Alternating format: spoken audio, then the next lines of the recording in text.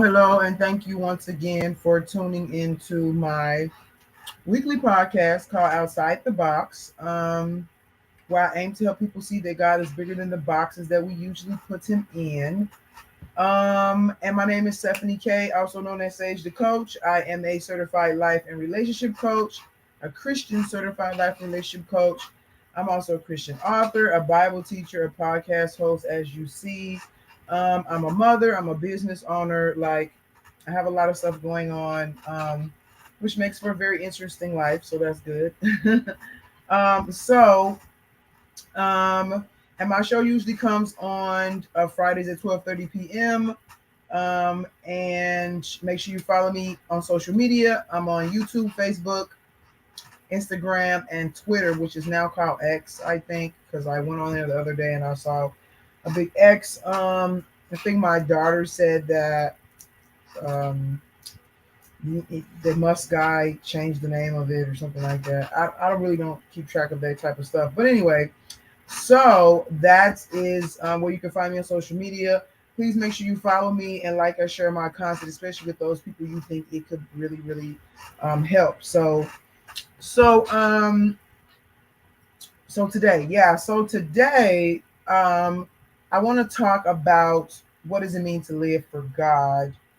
Um, the reason why I want to talk about this is because I see a lot of people who don't understand what that is. Even Christian people don't really understand what it means to live for God. And so I just kind of wanted to dive in that a little bit. I talked a little bit about my last on my last post. Um, I talked about who is God and how people kind of make up these ideas in their mind about who they think God is instead of actually getting to know God for themselves. Because He does have His own personality, His own desires, His own likes, His own dislikes. And it's really, and I used the example last week by saying that do you like it when somebody just assumes who you are instead of trying to get to know you for themselves, for good or for bad? So if they assume bad about you and they go with that, then they act a certain way towards you. And if they assume like you're better than what you are, that can create problems too. And so it's much better to get to know people for who they are. Try to accept them for who they are. I understand that some things are unacceptable because they are, but the main point is that we like for people to get to know us. There's a certain level of a genuineness in that. You connect with it more when people take the time to get to understand you, deal with you even in their confusion or whatever it is that they're going through when it comes to you. So I mean, because like sometimes when I get into it with people, it's really discouraging to me when it just seems like nobody wants to endure anything with you, because I'm not perfect. Other people are not perfect. And so if every little bump in the road is kind of like, well, I don't want to deal with you anymore, it just really means that you weren't really interested in me in the first place, because none of us are perfect. I deal with stuff when it comes to you, and I like to see people being willing to deal with stuff when it comes to me as well, because I'm not perfect either. I don't mistreat people though. I would say that I don't mistreat people, but I'm not perfect. Sometimes I talk too much. Sometimes, um, you know, I don't know, but when people are able to kind of deal with you and work with you with stuff and tolerate some things from you, as long as they're not abuse, I always say that you should never tolerate abuse, then it shows that they genuinely care about you as a person. And so to bring that full circle back to my original point is that when we take the time to actually get to know God for who He is, instead of just going by what we think or what people say and stuff like that, it means a lot to God too. So He wants us to get to know Him for who He is. He wants to be known. He wants to be seen. He wants to be understood just like we do, on a different level, mind you. He's not petty like we are, but it means a lot to him. And so a lot of times people don't take the time to actually get to know God for themselves. They just make up stuff, They make up what they think that they God would be like. And usually it just has to do with them. It has nothing to do with God whatsoever. It's about what they want, what they like, and then they bring God into that and make him give the stamp of approval for that stuff. And that's not a relationship with God. Like that's not a relationship with anybody but yourself, actually. So so I talked about, getting to know God for yourself. And then how can you do that? And sometimes people, and it's true that you can do it through Christianity. I'm a Christian, so I'm going to advocate for Christianity.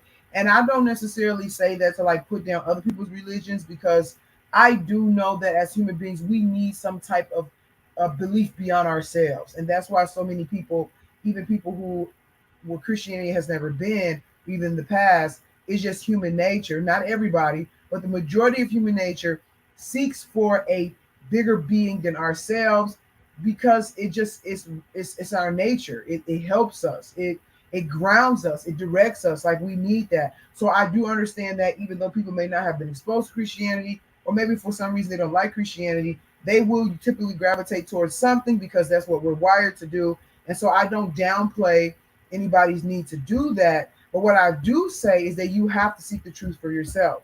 And so if somebody spoon feeds you a religion and you just go with that, the question is, did you seek the truth for yourself? In my personal opinion, and I talked about this last week, I say put our religion aside.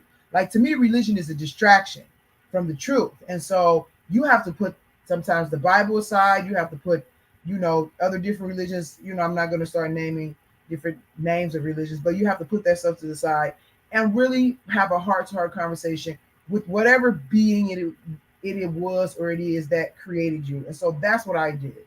And I gave my testimony a little bit last week about how I was a confused kid, and I just really kind of was asking questions and I couldn't find the answers.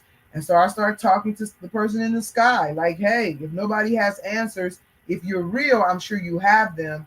And so I just started asking questions to the being in the sky. And I specifically remember saying that if you tell me the truth, I'll accept it, because I know there's nothing else and I wanted to know the truth. And so God started to gradually reveal himself to me over time.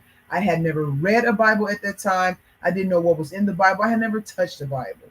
And so me having conversations with that being that I was just talking to led me to Christianity.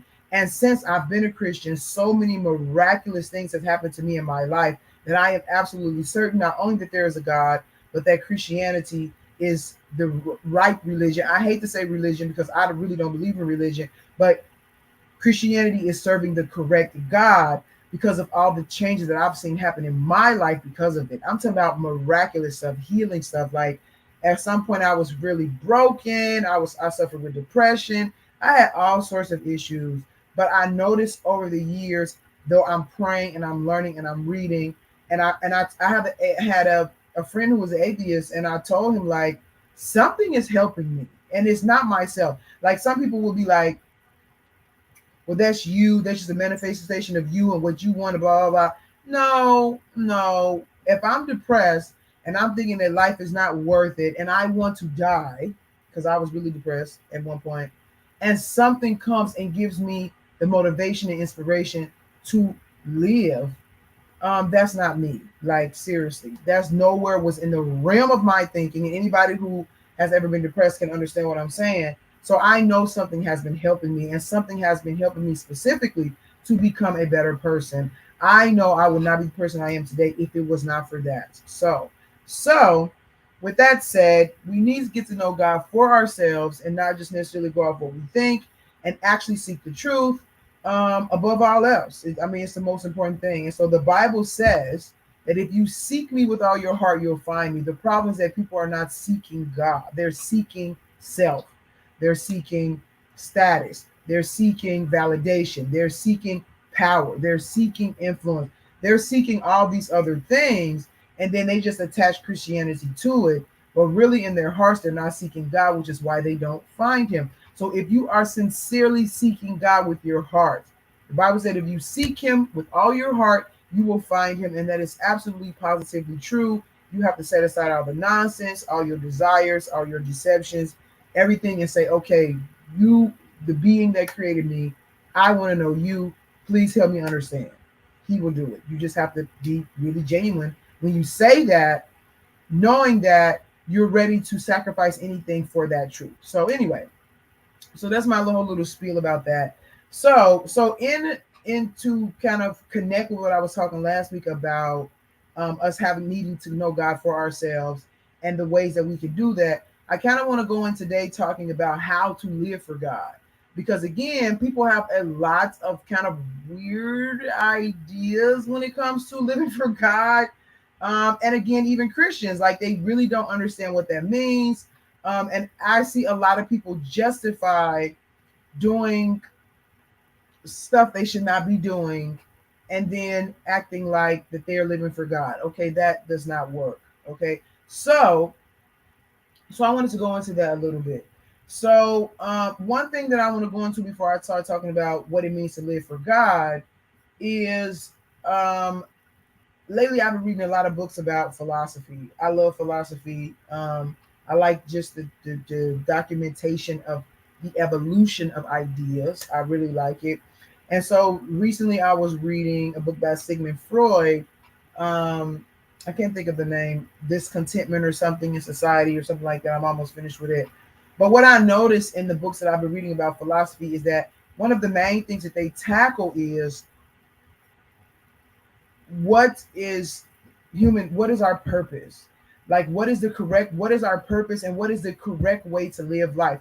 That is basically the basis of all these arguments that they come up with, is that they're trying to resolve what is the correct way to live, what is our purpose, and then what is our purpose kind of segues a lot of the time into if there is or is not a God. And so this is the main thing that all of society is based on, because if you say what's the correct way to live, then you get into government, you get into culture, you get into family, because all of those things are included in what is the best way to live.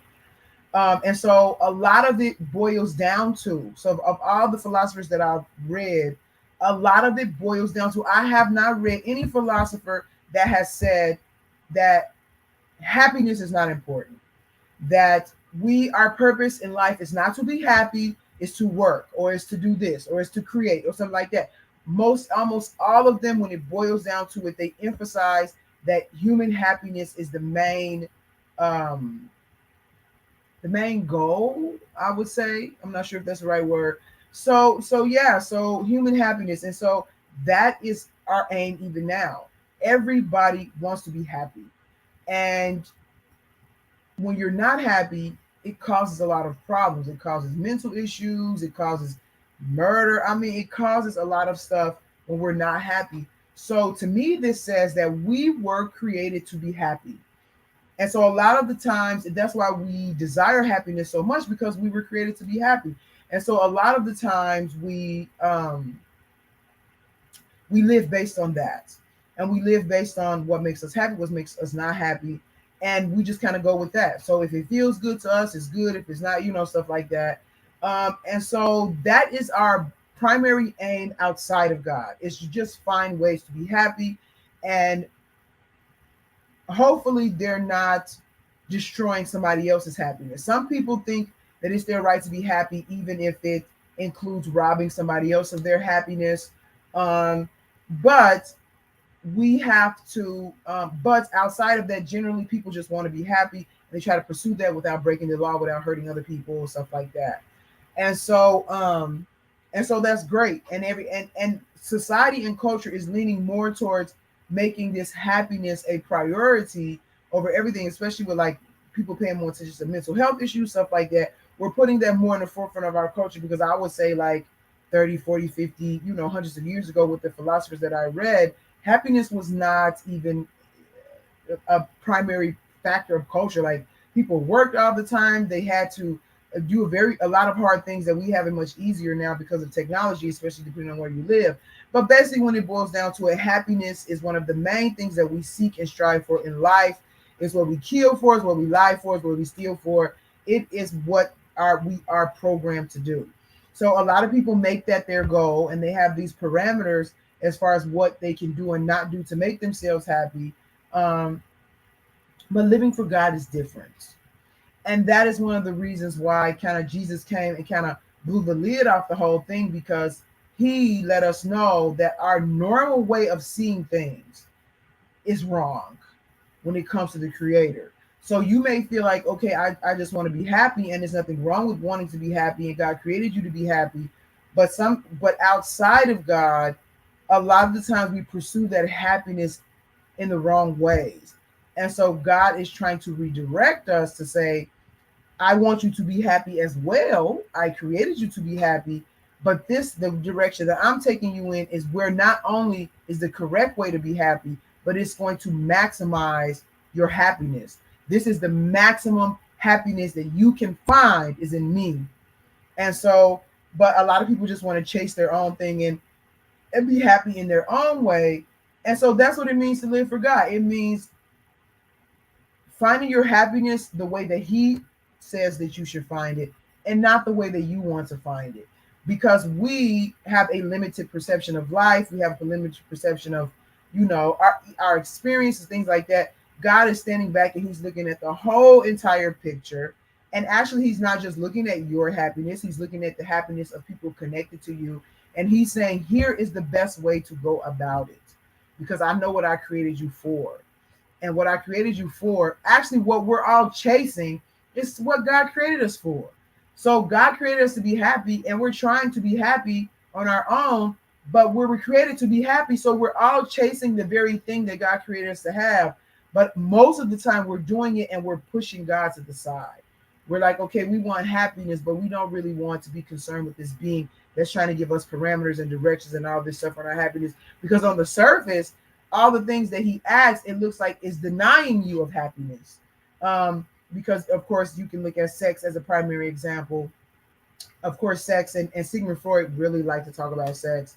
I used to think maybe he was kind of like a pervert or something, but since I started reading his stuff, I see that he probably wasn't. I wasn't in his personal life, so I don't know. But it doesn't seem to me that he was a pervert in the way that I was thinking, but that he was really just sitting back and examining human behavior and culture and trying to sum up these ideas. And he basically came up with the idea that sex is one of the most maximized experiences of pleasure and happiness that we can have in this life, and that's why people go after sex. I mean, it's really kind of cut and dry.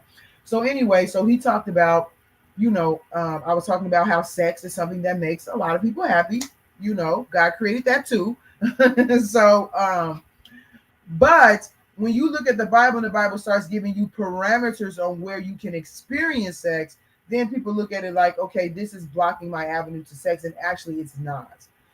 So the Bible says we shouldn't have sex outside of marriage, that we should not cheat on our spouses when we're married, that we should stay with one person until we die, stuff like that. People start looking at stuff like that and they're like, that's not happiness for me.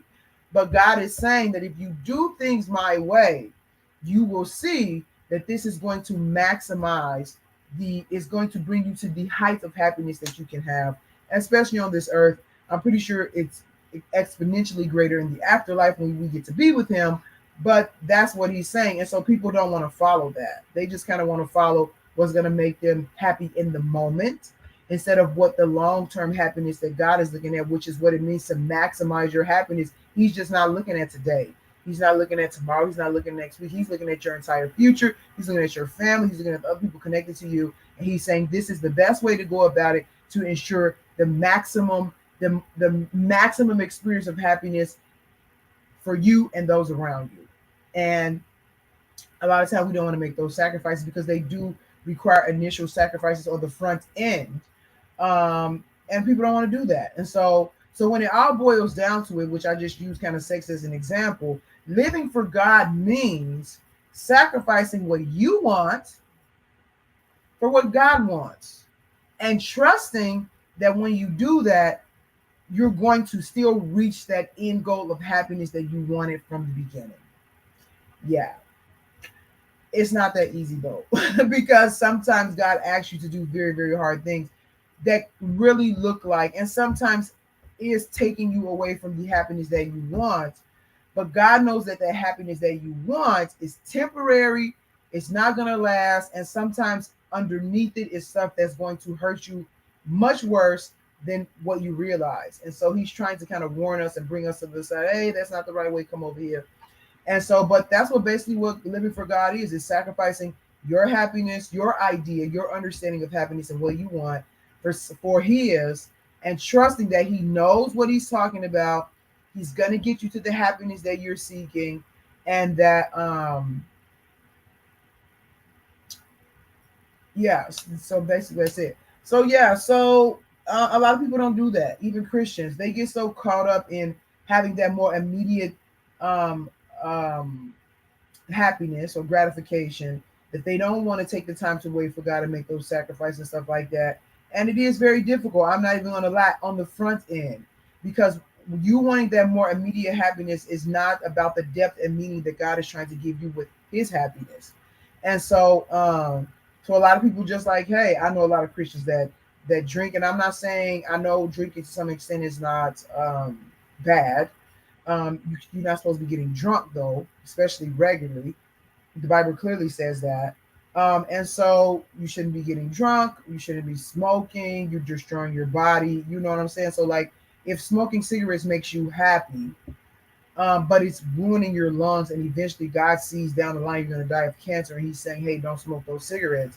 You kind of have to trust and make that sacrifice. You might go through that withdrawal period because you're used to smoking cigarettes, but you know the ultimate aim is to not only make it where you don't suffer in the future because you're sick, to save your lungs and your body, um, but for you to just be healthier overall. So yeah, so God is like, he's much more into our happiness than we are. Like, we're just grabbing the quick stuff, and he's saying, no, that's not going to work for you. Trust me and follow me, and you'll get there. But a lot of the times he does require sacrifices to get to his level of happiness, because he's testing us to see, are you just coming for me because you just want to be happy, or do you actually want a relationship with me? Do you actually want to know me? Do you actually want us to talk and converse and have a relationship with each other? Or are you just chasing me because you want something? Again, it's no different than how we would feel if it was us. Like, if you have $1 million and now all of a sudden all these people cramming around you, you're going to come up with ways to try to distinguish who is coming because they just want this money, and who is coming because they actually care about me as a person. And so he is the same way. He wants to know if you're coming because you really love him. And that's a lot of the time where we get the test from, where he takes those things from us, where he will make us wait for those things. And it's, oh my goodness, it can be very, very, very, very hard, because we were not designed for that. We were not designed for all this suffering and waiting. We're supposed to be in paradise from the beginning. And so we have to go through all this stuff. It's really, really difficult. And we just like, come on, hurry up. Just give me what it is that I'm supposed to have. You feel incomplete somehow without it. You are, in a way. And so you just want it. And he's saying, no, wait, wait, wait, wait. He knows we can wait. He knows we can be patient. He knows we can make a decision to trust him and wait on him even when it's difficult. And he requires that of us, to make sure not only when he blesses us that we appreciate the blessing, and we know where it came from, but also that we're not just chasing him just to get something and then we're done. So it's a test. And I was talking to somebody the other day, and they were saying, well, they don't like the idea that God tests us. It doesn't matter if you don't like the idea, he does. So like, he does. And when you think about it, I think it's legitimate. Like, if you have people around you, again, I go with $1 million, and you want to know if they're really genuine, the best way to, because you can't just go by their word, you can't go by their intention, because sometimes people think that they're really sincere. I know it's times that I feel like, oh, I would just go through the fire for God, and then the fire came, and I was kind of like, okay, I don't want to go through that fire. I want to go around the fire, you know. And so the best way to know if somebody is 100% genuine is to test them, period. And God's tests are just humongous because he's God. But he knows we're up for the challenge and we can handle it. We might feel like we can't. I know I do sometimes. But he knows that we can, especially if our ultimate motivation is to be with him and to hold on to him. And, you know, that's what I want to do. God has done a lot for me in my life. And I don't want to take that for granted. I don't want to devalue what he has done, because he's done things for me that I know no human being would ever do for me in a million years. Like, you know, like I said, sometimes I talk too much. Sometimes I'm a pain in the butt. And I know, and I said this before in other interviews and stuff, that If God has nerves, I'm sure I got on them because I was just always coming to him, always coming, cry, cry. And I know if he was a human, he would have been like, you know what? I can't deal with this anymore. You know what I'm saying? But he did it. He's still there. He still talks to me. He still comforts me. He still guides me. He absolutely has never given up on me. And it amazes me. It amazes me all the time because it's priceless. Like, oh my goodness. So can I make some sacrifices for you? Absolutely. Can I suffer a little bit for you? Absolutely. You know, and you just trust that it's all going to pay off for you in the end and that you're not going away from happiness, but you're actually not only coming closer to it, but you're coming to a more um, prolonged state of it, if I want to say. It's not a temporary thing, it's lasting. And so yeah, so I see a lot of people who make up these ideas about how to live for God. They think it's okay to smoke and drink and have sex and lie and steal. And I remember years ago, there's this guy that I was friends with, and he was going to go buy drugs. Well, I wasn't really friends with him. He was friends with my other friend. I didn't really know him that well, actually. But we were all together in the same space. And he was going to go buy drugs from somewhere. I did grow up in the hood, just so you know. Um, and he was praying that God protect him when he go buy his drugs. I was not even a Christian then, and I said, I'm certain you cannot do that. Like that doesn't even make any sense. We just feel like God is for us and for our happiness and for our benefit all the time. Us, me. That we don't take the time to think about God, like and He does have standards for the relationships that He's in. And so I think it's very stupid, bogus, naive to think that God, this creator of the universe and everything, is so into you that he's gonna pour all this stuff out for you and protect you and guide you and teach you and all that type of stuff, and you don't have to live up to any expectation that he has. Like that's a definition of dysfunctional relationship. And I don't think the creator of the universe will be in a dysfunctional relationship. So people just have this very one-sided view that God is this and God is that. But when it comes to you actually sacrificing, where you actually put some skin in the game to show your commitment, people back off from that. And then sometimes they create this mold of what they think God is. Well, God is okay with me doing this and this and this and this and this and this and this because he's God and he loves me and he wants me to be happy, blah, blah, blah. Like, no, that's not right. You need to get to know God for yourself. Stop creating ideas of who you think God is or who you want him to be instead of knowing who he is. Because number one, I can tell you he's not a genie. He's not a genie. He's not something you just go to and you pray and God give me this and God give me this and God give me this and God give me this and God give me that. And that's it. You have to do some stuff too. And that's with any relationship. It's 50-50. You bring in, I bring in. And God is not even asking for 50-50 because he knows we can't give him anything. All he's saying is that I want to know you're in it for me. And once you're in it for me and you make those sacrifices, I'll give you the world. You don't even have to do 50-50. Like, what can we give in comparison to him giving us the world that's equal? It's 50-50. Nothing. He knows that, but he wants our hearts. He wants our hearts. He wants to know that we're there for him. And I think it's fair. I honestly, I think it's fair. If somebody has the keys to paradise and they're saying you can get in here if you can prove to me that you love me, that's not a lot to ask. It's a lot to ask, but it's not a lot to ask compared to what you're getting in return. So yeah, we just have to stop coming up with these ideas, understanding God has standards. And I tell people all the time, like, God is not a fool. Like, how do you think you can just treat God this kind of way and do what you want to do and have a relationship with him where you get to slide and lie and play these little games and get what you want? God is not a fool. Like, I would be mad if the creator of the universe was a fool subject to our kookiness as human beings. Like, come on. He has to be much, much higher than that. He has to hold everybody accountable. He has to have standards. I want a God like that personally. I don't want no noodle back God where he's like, oh, okay, whatever you want. A lot of women don't even like men like that, honestly. So, but anyway, so yeah, that's what I want to kind of talk about. Just like, what does it mean to live for God? It means sacrificing what you want for God and trusting that he'll give you something better, or he's not taking you away from what it is that you are ultimately trying to get to. So that's it. It's 1 o'clock. That's for my 30 minutes today. Just talking about what does it mean to live for God, and those things that he keep us from, just for clarification purposes, that are wrong, things that he does not want us to do, is actually taking us away from the happiness that he created us to have. It's called sin. So he doesn't want us to live in sin. And one of the reasons he doesn't want us to live in sin is because it hurts us. We think we're getting something out of it in the short run, but in the long run, it just hurts us every single solitary time. And he's saying, hey, don't go that way. That's going to hurt you. Come over here. I'll help you. And I'll help you, but I'm going to test you along the way just to make sure you're here for me and not for that, you know. So yeah. So that's just an overview. Of course, it gets much deeper than that. But I just wanted to kind of touch base a little bit about what it means to live for God. So stop justifying your stuff. Clean yourself up. God is only going to help you to be a better person. He'll help you clean yourself up. That's the thing. Like, he acts a lot, but he helps you do everything he asks. He doesn't leave you by yourself to do it. So yeah, he's awesome, actually. All right. Well, thank you so much for tuning in to my podcast, Outside the Box, where I aim to help people see that God is bigger than the tiny boxes that we usually put him in. Get to know God for yourself. Find out what it means to live for God. And that's it. So you guys be blessed. Tune in next week, Friday at 12:30. I try to post my topic at the beginning of the week. Sometimes I get busy and I can't get it done. But just tune in next Friday at 12:30 p.m. for more of Outside the Box. Again, make sure you like, share my page, share my content.